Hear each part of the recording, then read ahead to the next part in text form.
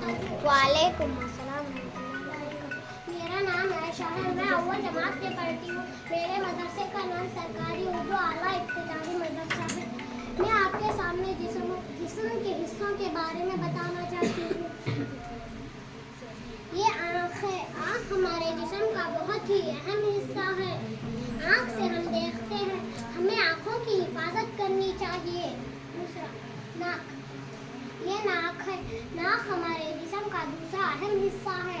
नाक से हम सूंघते हैं, चाहे वो बदबू सूंघते नहीं, सिर्फ महसूस करते हैं, खुशबू सूंघते हैं। नाक के जोफ में छोटे छोटे बाल होते हैं जो धूल से हमारी नाक की हिफाजत करते हैं। नाक हमेशा साफ रखना चाहिए। तीसरा, कान। ये कान है। कान हमारे जिस्म का तीसरा अहम हिस्सा है। कान से हम सुनते हैं, सुरीली आवाज को जल्द ही शौक से सुनते हैं। चौथा, जबान। ये जबान है। ये चौथा अहम हिस्सा है, हमारे जिस्म का चौथा अहम हिस्सा है।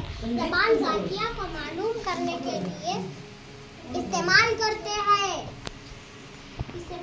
हैं, चाहे वो कड़वा हो या मीठा हो या खट्टा हो जैसी चीज़ों को मालूम करती है। ये हाथ है।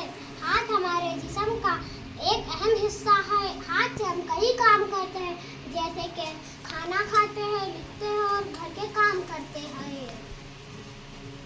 पैर। ये पैर है। पैर हमारे जिस्म का एक अहम हिस्सा है।